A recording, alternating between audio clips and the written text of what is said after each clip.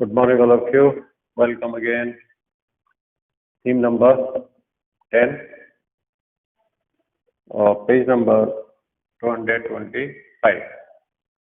Constitutional rights, संवैधानिक अधिकार की बात चली अमेरिका में 18th सेंचुरी के बाद से या 17th सेंचुरी से अगर हम शुरू करें तो आज़ादी की लड़ाई कई तरह के वहाँ पर एक्टिविटीज मूवमेंट्स देखी गई। पर्टिकुलरली जो यूरोपीय लोग थे, जो यूरोपियंस थे, पुर्तगीज थे, स्पेनिश थे, ब्रिटिश थे, ये लोग अमेरिका में आ चुके थे और वहाँ जो लोग थे ऑलरेडी जिन लोगों ने इन लोगों को रिसीव किया था बहुत ही फ्रेंडली थे और बहुत ही वेलकमिंग थे, वार्म थे।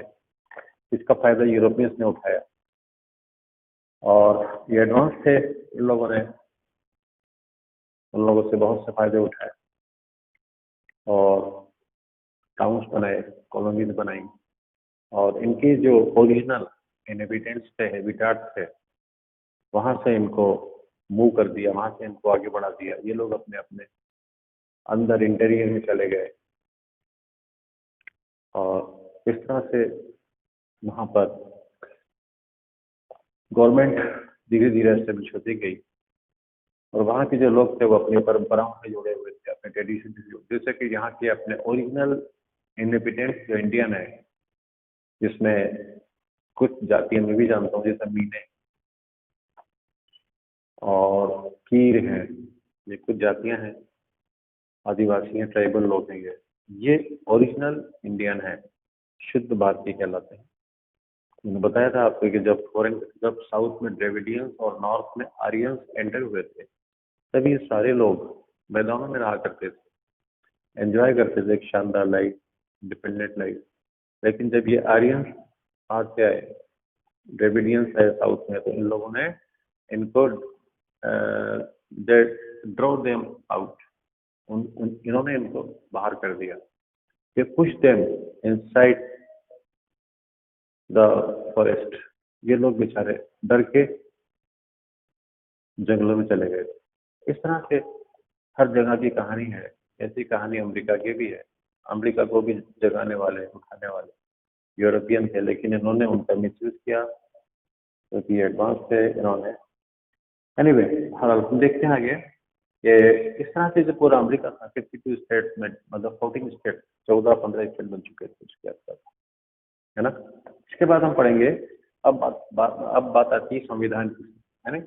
और संविधान को लेकर हम देखते हैं यहाँ पर क्या कंडीशन है, क्या सिचुएशन है, क्या चल रहा है ना। 18th सेंचुरी ये कह रहा है कि the democratic right, democratic spirit, America के अंदर लोकतांत्रिक स्पिरिट, लोकतांत्रिक भावना जागरूक हो चुकी थी लोगों में। लोग अपने कंट्री को, अपनी धरती को समझने लगे थे। अब यूरोपियंस की पॉलिसीज ज्यादा चलने वाली नहीं थी, इनमें जागरूकता आ चुकी थी। और democratic spirit which had been the rallying cry of the settlers, जो वहां पर सेटलर्स थे, जो वहां पर बसे हुए लोग थे, उनकी एक आवाज बन चुकी थी। क्या डेमोक्रेटिक स्पिरिट, डेमोक्रेटिक मांग चल रही थी कि हमको आजाद किया जाए, हमको बहुत सारे राइट दिए जाए, हमें अधिकार दिए जाए, है ना। India right for the independence in 1770 1770 के बाद से डेमोक्रेटिक स्पिरिट क्रिएट हो चुकी थी लोगों में, इसकी बेहतरी जागरूकता आ चुकी थी, है ना। Came to define that identity of the USA against the monarchies and aristocracies of the old world. Old world का मतलब काफी टाइम से, 15th सेंचुरी, 16th सेंचुरी से, 17th सेंचुरी से अमेरिका में जो भी कुछ हो रहा था, यूरोपियंस आकर जो भी कुछ कर रहे थे, वो आपको पता है, सब आप पढ़ चुके हैं, उनके अगेंस्ट। और अब वहाँ के जो नेटिव्स थे वो क्या चाह रहे थे, आज़ादी चाह रहे थे। सब जैसे कि हिंदुस्तान के अंदर हमको 1947 में जाके आज़ादी मिली थी अंग्रेजों से। यही यूरोपियन थे जो इंडिया में एंटर हुए थे with the purpose of trade, व्यापार करने के लिए यहाँ पर आए थे। लेकिन उन्होंने धीरे धीरे यहाँ पर, है नहीं, उंगली पकड़ते पकड़ते पूरा हाथ पकड़ लिया था, पूरे हिंदुस्तान को अपने अंडर में कर लिया था। ये राज किया 200 साल तक। इसी तरह से वहाँ के लोग भी, जो ओरिजिनल लोग थे, अमेरिकन थे, वो चाहते थे कि अब हमको आज़ादी मिले। और इसकी मुहिम, इसकी मूवमेंट शुरू हो गई थी इसके बाद, है ना। 70 कैम टू बी, तो ये अपनी अलग से पहचान बनाना चाहते थे, आइडेंटिटी, अपनी पहचान बनाना चाहते थे। इसकी मुहिम चली, हाँ। और किसके खिलाफ चली? मोनार्की। मोनार्की वहाँ जो रूल बाई किंग और क्वीन, राजा रानियों का जब तक रूल चल रहा था, यूरोपियन जो वहाँ पर बैठे हुए थे तख्तों पर, सिंहासनों पर, उनको हटाने, उनके खिलाफ। और एरिस्टोक्रेसी और वो जो वेल टू डू लोग थे, जो पैसे वाले लोग थे, यूरोपियंस थे, पुर्तगीज थे, स्पेनिश थे, इन दोनों के खिलाफ मूवमेंट शुरू हो गई, है ना। Also important to them was that their constitution, और वहाँ के लोगों के लिए संविधान, एक कानून, ए सेट ऑफ रूल्स की भी आवश्यकता पड़ने लगी कि भाई कानून बनाए जाए, रूल्स बनाए जाए, जिसमें हमें अधिकार, जो राइट्स होते हैं, ड्यूटीज होती हैं, वो हमको डिस्ट्रीब्यूट की जाए, है ना, as per requirement, included the individuals right to property, जिसमें संविधान की बात चली, वहाँ पर संविधान बनाया जाए और उसमें वहाँ के जो लोग ओरिजिनल हैं, उनको प्रॉपर्टी रखने का, खरीदने का अधिकार दिया जाए। अब तक उनको प्रॉपर्टी खरीदने का अधिकार नहीं था, उनको एक रिजर्वेशन के अंदर होना है, अपने रिजर्वेशन में उनको डाल दिया था कि बस यहाँ रहो तुम लोग, ठीक है। और which the state could not override, है नहीं, विच द जो स्टेट था, जो अमेरिका था, है नहीं, अमेरिका ने इस चीज को अभी तक उनको नहीं दिया था ओवरराइड। ओवरराइड कहते हैं अवहेलना, जिसकी अवहेलना अब तक हो रही थी, है नहीं। अब अवहेलना इग्नोर, इन सब चीजों को इग्नोर नहीं किया जा सकता था, क्योंकि लोग जागरूक हो गए थे, और वहाँ के लोग जो गोरे थे वो भी अब अपने लोगों के प्रति उनकी हमदर्दी जागने लगी थी। अब तक वो उनको इग्नोर करते आ रहे थे, ओवरराइड करते आ रहे थे। चलिए सर, और संविधान की बात चली, संविधान में प्रॉपर्टी को खरीदने का अधिकार मांगा जा रहा है, बट बोथ डेमोक्रेटिक है, लेकिन ये दोनों डेमोक्रेटिक राइट टू वोट और right to buy property, vote देने का अधिकार और प्रॉपर्टी खरीदने का अधिकार, ये दोनों जो राइट्स थे, the right to vote for representative to Congress party American party है, उसको वोट दिया जाए, एंड फॉर द प्रेसिडेंट को बनाने के लिए वोट दिया जाए, तो वोट दिया जाए दोनों को, and the right to property, ये दोनों चीजें वो only for the white man, ये दोनों चीजें केवल व्हाइट मैन तक लिमिटेड थी। सब जो गोरे थे वहाँ, जो गोरे थे, गोरों को माना जाता था कि ये ओरिजिनल है नहीं। जो एशियन लोग थे, अफ्रीकन लोग थे, कुछ काले जो लोग थे, उनको इन चीजों से बाहर रखा गया था, उनके साथ भेदभाव किया गया था, है ना। Congress and for the right to property and right to vote, right to property, right to vote, इन दोनों की मांग की जा रही थी संविधान के थ्रू, और इसमें केवल गोरों को, जो गोरे लोग थे, जो व्हाइट मैन थे, उन्हीं को ये दोनों चीजें दी गई, है नहीं। डेनियल पॉल कौन है? एक कैनेडियन नेटिव, एक कनाडा के रहने वाले स्थानीय लोग हैं, वहाँ के स्थानीय शख्स है। इन्होंने 2000 में ये बात बताई कि थॉमस पेन जो champion of democracy at the time of the war for American independence को लेकर, जो आज़ादी, अमेरिका की आज़ादी को लेकर जो शख्स, जो व्यक्ति सामने आया था, वो, और जो फ्रेंच रिवॉल्यूशन का हीरो था, इन दोनों में उसका इम्पोर्टेंट कंट्रीब्यूशन था, उसका योगदान था। किस शख्स का योगदान था? उनका नाम आया है थॉमस पेन। ये चैंपियन ऑफ डेमोक्रेसी के चैंपियन कहलाते हैं। इन्होंने इन दोनों जगहों पर अच्छा रोल प्ले किया था। एंड द फ्रेंच रिवॉल्यूशन इन्होंने क्या किया? Use the Indians as models how society might be. इन्होंने इंडिया उस वक्त, क्योंकि ये 17-18 सेंचुरी है, इंडिया के अंदर भी अंग्रेजों के खिलाफ, फॉरेन जो पावर्स थे उनके खिलाफ मूवमेंट चल रहे थे आज़ादी पाने। तो वो चीजें जो यहाँ पर हो रही थी, यहाँ के जो नेता है नहीं, उसको उन्होंने उदाहरण बनाया अफ्रीकन लोगों ने, और उससे वो इंस्पायर होके उन्होंने वहाँ पर ये बात रखी, इस अंग्रेज ने यूज द इंडियन, उन्होंने इंडियन को मॉडल बनाया, रोल मॉडल बनाया कि किस तरह से समाज को संगठित किया जाए, ठीक है। और उन्होंने इसकी पहल वहां पर की अमेरिका में। यूज दिस, उन्होंने इसका इस्तेमाल किया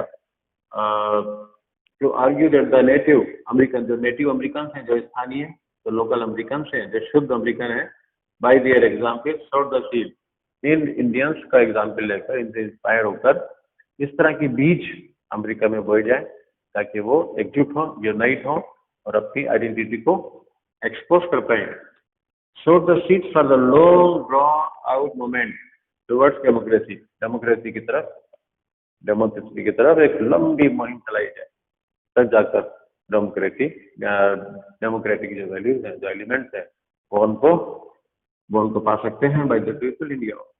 वीवर नोट द, ये बुक का नाम है, page number 60, the winds of change.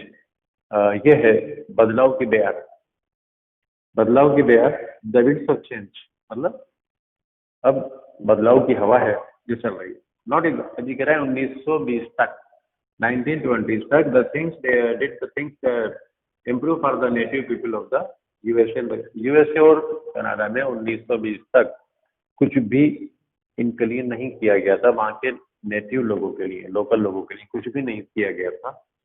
The problem of Indian in administration, the problem of Indian administration, एक सर्वे किया गया था इस नाम से, directed by the social scientist, और इसके डायरेक्शन में एक सामाजिक साइंटिस्ट थे लुइस मेरियम के नाम से, एंड पब्लिक, और ये सर्वे छपा था 1928 में ये सर्वे की रिपोर्ट जब पब्लिश हुई, पब्लिक के सामने आई, तो only a few years before the USA was swept by a major economic depression that affected all the people, painted a grim picture of the terribly poor हाल। ये आपको बता रहा है कि इस सर्वे के अकॉर्डिंग 1928 में ये जो सर्वे छापा गया, सर्वे किया गया, और इस सर्वे को पब्लिकली अनाउंस किया गया, सामने आया सर्वे, तो only a few years before USA, मतलब कुछ साल पहले, है नहीं, USA was swept by a major economic depression, आर्थिक मंदी के दौर से गुजरा था अभी कुछ ही टाइम पहले। कौन? अमेरिका, उस टाइम की बात कर रहा है। इससे पहले कि अमेरिका एक बड़े इकोनॉमिक डिप्रेशन, मंदी के दौर से गुजरे, दैट अफेक्टेड, जिसने सारे लोगों को प्रभावित किया था।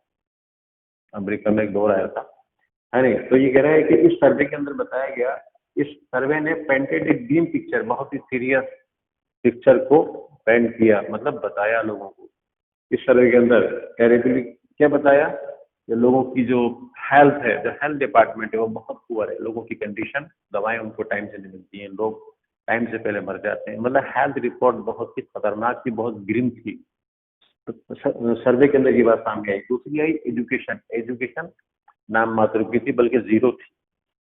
फैसिलिटी, जो एजुकेशन सुविधाएं थी वो भी नहीं थी, और हेल्थ जो हैजर्ड्स थे वो एज इट इज बने हुए थे। सर्वे के अंदर ये बात बताई गई थी।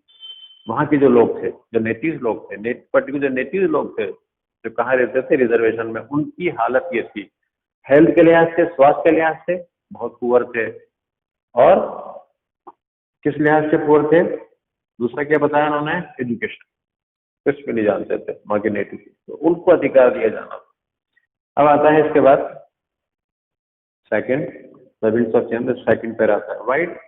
वाइट अमेरिकन, ये जो गोरे थे अमेरिकन, हाँ, गोरे जो अमेरिकन थे, इनको सहानुभूति, इनके दिल में हमदर्दी पैदा हुई अपने लोगों के प्रति, नेटिव लोगों के प्रति, who were being discouraged them from full exercise of their cultures, and जो अपने अधिकारों, जिनको उनका जो कल्चर था उससे उनको अभी तक वंचित रख रखा था वहाँ के लोगों ने। तो अब उनके प्रति हमदर्दी पैदा हुई कि नहीं, इनको भी कुछ मिलना चाहिए, इनको भी मुख्य धारा में हमें जोड़ना चाहिए। ये बिल्कुल आइसोलेटेड वे ऑफ लाइफ गुजार रहे हैं, बिल्कुल अलग अलग रिजर्वेशन में रहते हैं, बिल्कुल कटे हुए हैं मुख्य धारा से। ये इस तरह की सिंपैथी वहाँ के लोगों में, वहाँ के जो गोरे लोग थे, वाइट, इनके प्रति आने लगी। तो एंडिंग ऑल स्पेशल रिजर्वेशन, तो ये कहने लगे, discourage them on the full exercise of their cultures and simultaneously denied the benefits of the, और इस तरह से इसी के साथ साथ simultaneously इसी के साथ साथ उनको नागरिकता का अधिकार भी नहीं दिया हुआ है। तो उनको नागरिकता के अधिकार भी दिए जाएं, उनके साथ न्याय भी की जाए, उनके साथ जस्टिफाई भी किया जाए। This led to a landmark for, अब हाँ, वहाँ की जो गवर्नमेंट थी यूएसए के अंदर, ये एक तरह का मील का पत्थर, ये जो कानून था अपने आप में एपॉक मेकिंग था, मतलब लैंडमार्क था, इम्पोर्टेंट कानून बनाया गया इनके लिए।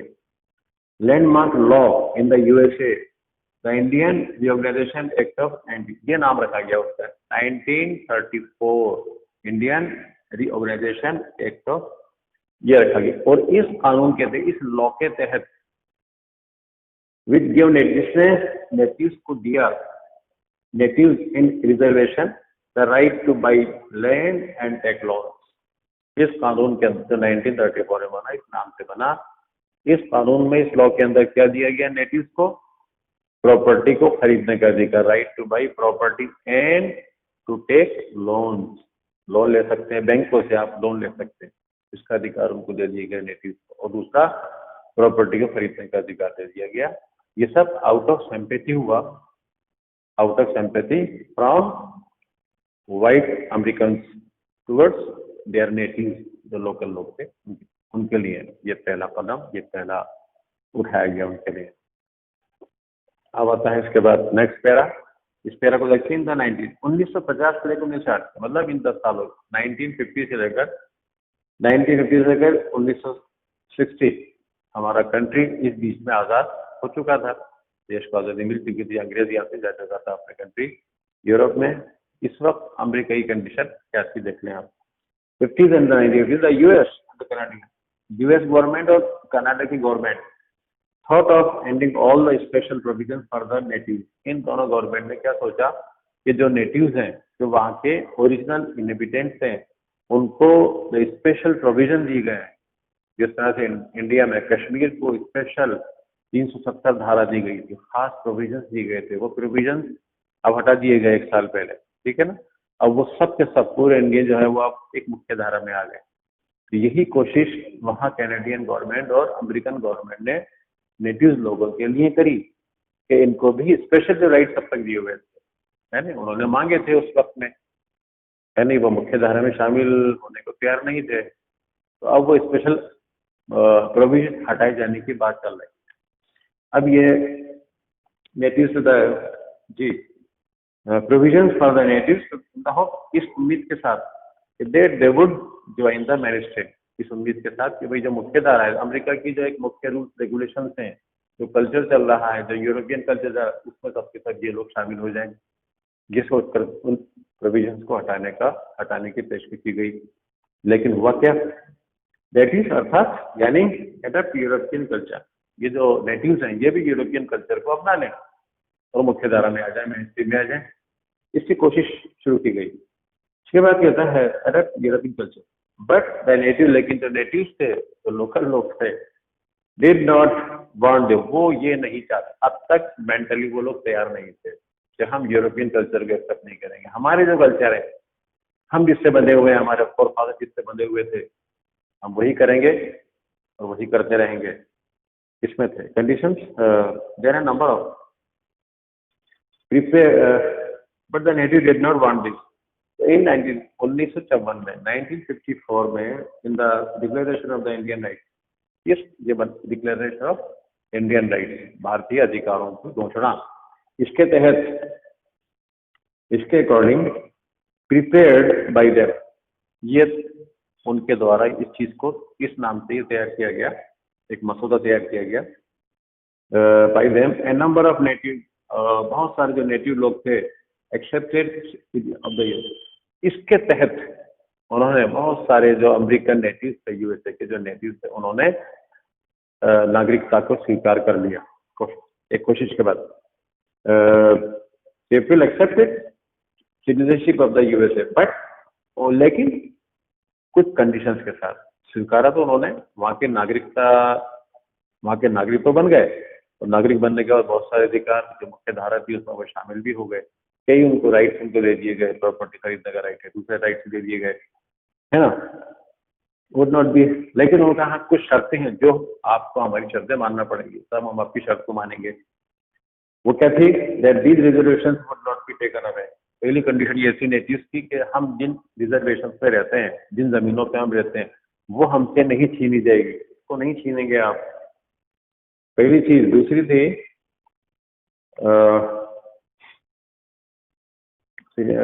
Taken away and their traditions, और उनकी जो परंपराएं हैं, उनके जो रीति रिवाज है, वुड नॉट बी इंटरफियर, उनके साथ छेड़छाड़ नहीं की जाएगी, ना तो उनकी रिजर्वेशन छीने जाएंगे और ना उनके ट्रेडिशंस को, ना उन ट्रेडिशंस के साथ छेड़छाड़ की जाए। ये कंडीशंस उन्होंने रखी थी, उनके साथ रखी, तब जाकर उन्होंने सिटीजनशिप यूएसए की एक्सेप्ट करी वहाँ के नेटिव लोगों ने। अदरवाइज वो उसी पारंपरिक दुनिया में जी रहे थे और जीना चाहते थे। इसके बाद कहता है कैनेडियन इन 1969 1900 देखा जाए कि सिमिलर इसी तरह का डेवलपमेंट, इसी तरह की डेवलपमेंट कहाँ देखा गया? कनाडा के अंदर। ये अमेरिका की बात थी, ऊपर कनाडा है नॉर्थ में।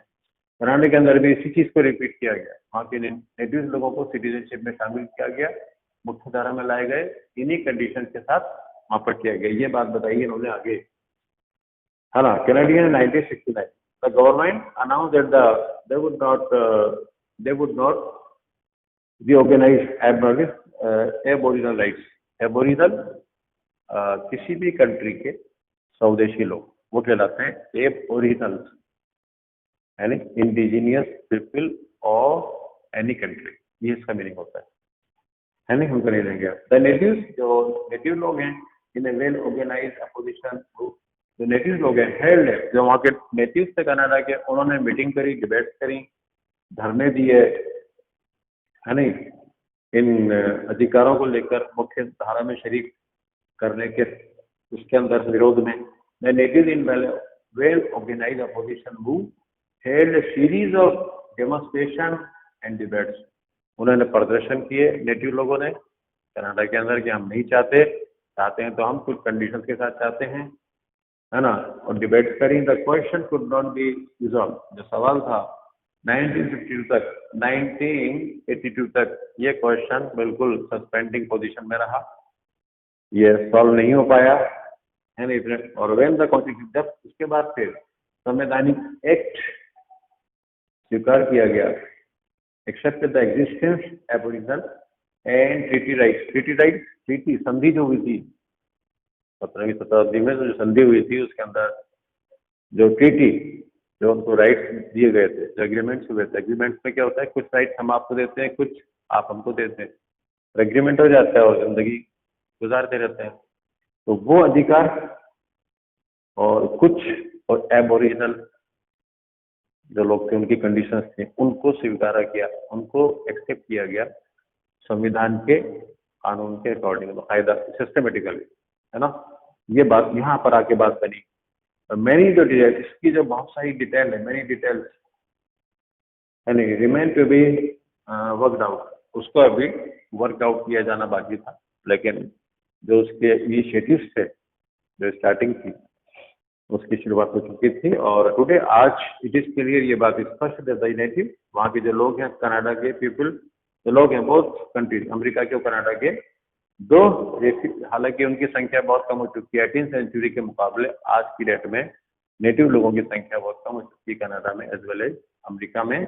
लेकिन they have been in the 18th century कहता है कि have been able to accept their rights to their own culture and particularly in Canada में, अमेरिका में, ये लोग अपने बाप दादाओं के एंसेस्टर्स जो इनके राइट्स थे उनको बहाल कराने में, उनको अपने साथ लेकर चलने में कामयाब हुए इन्होंने, है नहीं। ये पूरी तरह से कट ऑफ नहीं हुए, अपने फोर फादर, अपने एंसेस्टर्स के जो राइट्स थे, उनकी जो ट्रेडिशंस थे, जो रिचुअल्स थे, उनसे ये पूरी तरह से रिप्लेस नहीं हुए, और उन्होंने अपनी बातों को मनवाते हुए मुख्य धारा में शामिल हुए और सिटीजनशिप में भी शामिल हो गए।